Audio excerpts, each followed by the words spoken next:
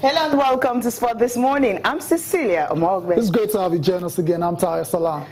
Right, let's get started with the show. We're going to start on the good notes. Enyimba Football Club of Aba, they are out of the CAF Champions League. They went to Egypt, of course, lost to Zamalek of Egypt by a lone goal. And that goal was via penalty. But right now, they're out with a game to spare. Oh, too bad for Enyimba. You know, making their return to the CAF Champions League. Expected them to do a lot better, come out of this group. But it wasn't meant to be, and Enyimba will have to start planning for next season. Also on the show today, we have to go to the Olympics, and there's no doubt about it. Day 10, yesterday, Team Nigeria in action. Cecilia, I don't know what you're going to call it. I'm shaking my head right now. Good news, okay, a couple of good news.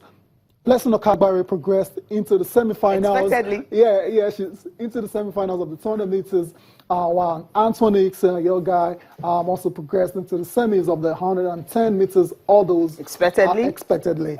But the other stories coming out of Rio, not very impressive at all. Cecilia. Heartbreak for me in that one. Okay, let's move to this one. Debut for Conte. I'm actually waiting to see how this guy will celebrate if Chelsea gets to win the EPL title Cecilia, or the Champions League. I mean, he was drama. Box office. Crazy, he was the drama of the night. Not Diego Costa. Yes. I mean, he should have been sent off in the game. That's my opinion anyway. And of course, not Eden Hazard who put up a spectacular performance, but the drama was just on the bench, the sidelines. I enjoyed that. Antonio Conte, you know, displaying all the passion that we know him for, and you have to cut him some slack. You know, the manner in which the winner came, 89 minutes, you know, it was looking like a draw, and that's why it went totally AY and crazy on the sidelines. But that's what we always expected from Antonio Conte. We're going to see a lot more of that this season, especially if Chelsea carrying on playing that way. Okay.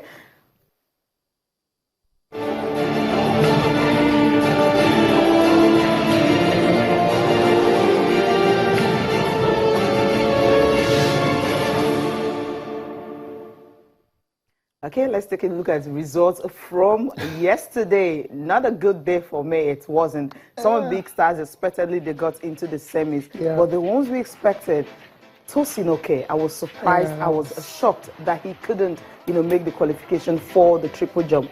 Olumide Olamigoke, not too surprised, but Tosin Oke that has 17 point something meters, I mean, his personal best and season best and all that, I mean, had to jump like 16.47 meters.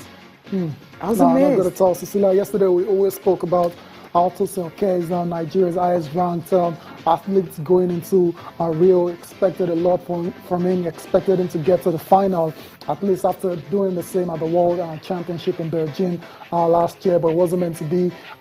This time around, like I always say, the Olympics is a different level of competition entirely. It's a lot tougher, and Tosin Oke didn't really adapt, and that's why he couldn't make it into the final. So I don't know now. I mean, I don't know where it goes from here. Tosin Oke. I mean, he's tried over and over again. He's tried to do his best for the country, but it hasn't panned out the way he planned it. So too bad. He has to just keep going, and hopefully one day he might realize his dream of getting on the podium for Nigeria. Olumide Olamigoke, like you said, at the Olympics, at the World Championships. There's still the World Championship. You're talking about World Championships. Any global events, that's. I imagine, and that's his target before he finally retires. Olumide Olamigoke, not a lot, not surprises at all. Exactly, he's still very young. He's still growing. So he still has a couple more Olympics now to attend. Yeah, hopefully, with the right support, he can develop into a top echelon triple jumper. And women's 200 meters, I mean, just jumped that. I was going to look at that. Blessing Okagbare, the timing. We can go back to that result again of her timing. It was a little bit slow, but she won hit, I mean, convincingly. Yeah, Cecilia, right now it's all about qualifying. 13 overall. Qualifying is what really matters now. Blessing did what she had to do to go to the next round, the semifinals, where it starts to get really tough for her because she meets the likes of Elaine Thompson and world champion, definitely skippers and from the I don't know why all of them have to be on the same semi-finals. It's going to be difficult. I just hope she makes the finals, because in the 100 meters she couldn't make But right now, she had to make it because this is a chance to win individual medal because in the long jump, I mean, she's not there at all. Now, we'll take a look at men's 400 meters hurdles. Surprise on this one, ranked 32 overall, finishing 49.84 seconds. Not a good one for him to get, into the semi-finals. And let's move over to the other athletes who competed overnight. Discus throw, Chinwe Okoro, 14th, not a good one. At a point, she was a second in our group, but right now somehow she had to drop down up to ninth in the group, and 58.85 meters, not a good one for Chinwe Okoro. She was actually looking forward to getting something out of this one. We had her on the show a couple of days ago, and where she was hopeful of getting on the podium, but hoping for something is totally different, from actualizing it. So now let's go straight to the men's 110 meters hurdles. Antoine Hicks, of course, 13.70 seconds and ranked 27th overall. And of course, for the women's hurdle, you have Amaka Okwegbunam, 56.96 seconds, ranked 32, overall in that one. I mean, we didn't expect so much from her, but I expected so much from Antoine Hicks, and of course, he gave us something to cheer about. And of course, if you check the way Antoine Hicks started, the way he came over to Nigeria, and the first time he came, no one knew about him because he just didn't make a mark. But when he came to Sapele, he broke the national record and got to qualify. The only Nigerian in that particular 110 meters hurdle, I mean, getting 13.70 seconds. Wasn't really a good race for him, but as Tayo said, it's all about qualifications, and so when you want to qualify, you can run the best time you feel that can qualify you for the next round, and when that happens, you know that, okay, you're good to go. Now, the events that we'll be expecting today, I mean, it's going to be an athletics day and also a boxing day. But starting from the first one, the women's 100 meters hurdles, round one, Oluwatobiloba Amoson, she's been amazing. I mean, she's been fantastic in school and in the US. I hope she will be able to bring this over to the Olympics because this is a bigger stage. She's a junior champion, but this is going to be her first Olympics. We don't know how well she can actually go in this one. Yeah, we'll see. We'll find out later today. Let's go to the 200 meters where Tega Odele will be competing in that particular one. And Tega, I don't know what you're expecting from him in round one now. Not much. If he gets to the semi-final, I'll be surprised. Now, let's look at this boy who has been saying, look, if he's in 200 meters, you can catch me. That's what right now. Divine Oduduru will be competing in the 200 meters as well too. And I don't know if you've seen it, Cecilia. Actually, the guy's it's gone viral. It was an interview he did where he talked about not being scared of Usain Bolt. He's just going to race anybody, anywhere in the world. And what matters is getting to the finish line. He's got Usain Bolt in his heat now, so he's got the opportunity to prove everything he's been saying. Let's see if he can give Usain Bolt a run for his money. Women's long jump, Ese Brume, Cecilia. Ese Brume, Commonwealth champion. The Commonwealth level is it's different. It's different. It's not the same. So I hope she can just qualify and get into the semis. But it's going to be tough for her. It is very tough. Very tough. The field is really packed, and I understand why some people are looking at Ese Brume. When we had that incredible upset in 1996, Chioma Ajunwa, no one saw it coming. So perhaps something like that's going to happen. Whether Efe Brume can just take a cue from that and follow in the footsteps of Chioma Ajunwa, but it'll be very hard. Let's be very honest. No pressure on her. Just go there, enjoy yourself, put on your best performance. Somehow you can just nick it. That's another young one right there. She has a great upside. Even if she doesn't get to the final this time around, couple of Olympics, maybe who knows? Yeah, with the right environment, with the right environment. support, that's very key. Because there's no way these guys can do it on their own. And this guy right here, finally, Efe Ajagba.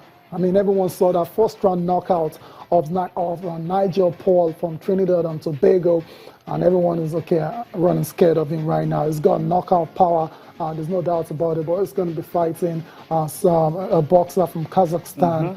And Kazakhstan, they have a reputation for producing good amateur boxers. So that might be a banana peel for Efe Ajagba. But if he displays the knockout power he did in the first round, perhaps he might have a chance to go into the next round. But Cecilia, it's boxing, anything can happen. It might be the one on the receiving end of a knockout punch this time around. Who knows? Really can't tell about that. But, someone actually posted something on Twitter, after watching the video of how he knocked out his opponent over and over again. It says, look, it was all the frustration that, all the preparations and all that, just poisoned the guy because he knocked out the guy in a few minutes of the first round. But Efe Ajagba, I'm not expecting so much from him, but I know the kind of, boxer he is. When I spoke with him, the interview I did with him that time, he told me about the fact that he had to go to YouTube and be watching all their fights. And after doing that, he had to go to the ring. If you see the boxing gym, it's not the right term, but somehow he practiced there. So he will have to go there and start practicing, shadow boxing and doing those stuff that he has actually learned. Then the coach will put him through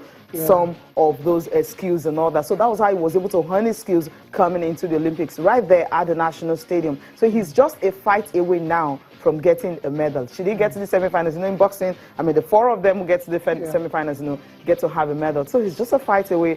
Tonight, he just have to do it. 11 p.m. tonight, everyone should just start praying for him.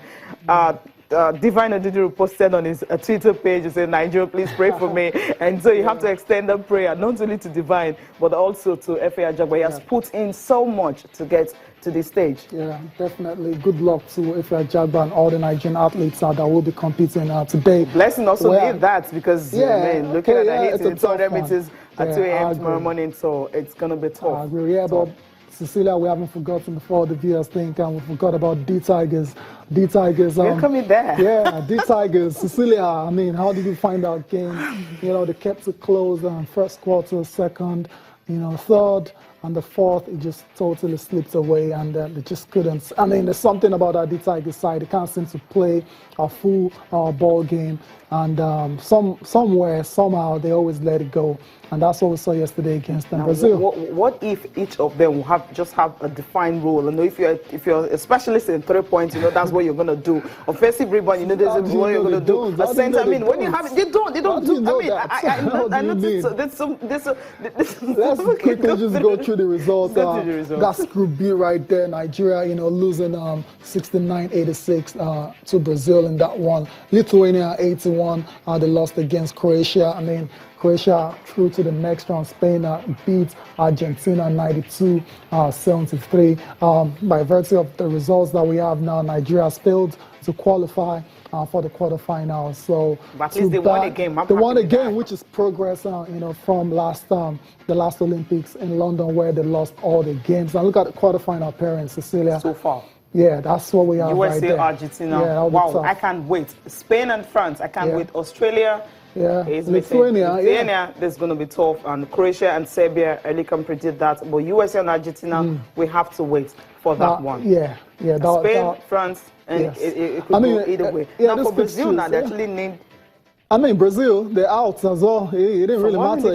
Yeah, they're out. Look at that's the 8 teams that have gone through the quarterfinals, and Brazil, because after beating Nigeria, they needed results to go their way as well too, but it didn't happen. So Brazil, the hosts, they're out.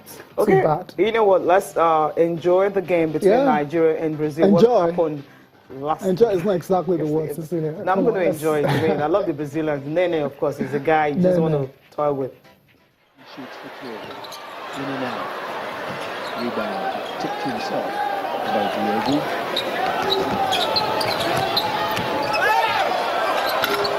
Basket's good, 75-64, under 2 minutes to play. It's an 11-point game. Nigeria not quitting.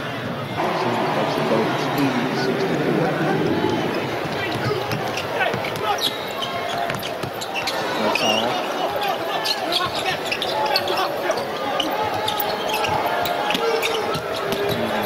Drive, turns around, shot doesn't go in. Felicio gets it. There's no foul call, but they're going to stop the game, I think. They're just going to let it play out. And Garcia, all alone at the other end with the easy layup.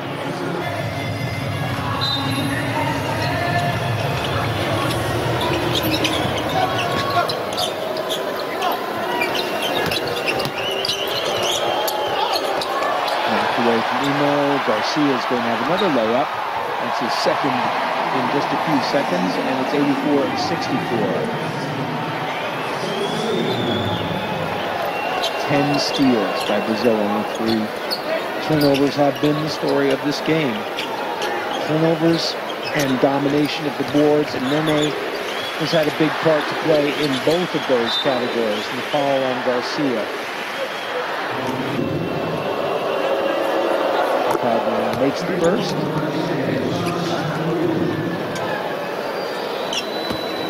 It wasn't easy. It wasn't as easy as the scoreline looks. The last shot. Cagnon trying to draw a foul on Felicio, and he'll shoot 3 foul shots.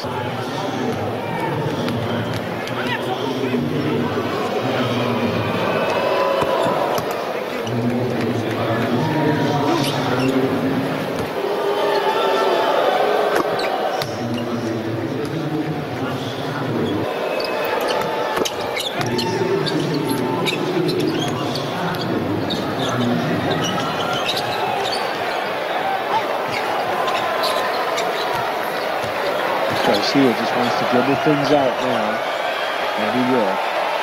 And the game will come to an end with Brazil winning in the end comfortably, but not as easily as it looks. Brazil 86, Nigeria 69. Brazil keep their hopes of the quarterfinal place open. And for Nigeria, well, they picked up a win over Croatia, ranked well above them in the world. Nigeria came into this tournament ranked 25th in the world, Croatia 12th, Brazil 9th, Spain 2, Lithuania 3, Argentina 4. Those are all the other teams in the group.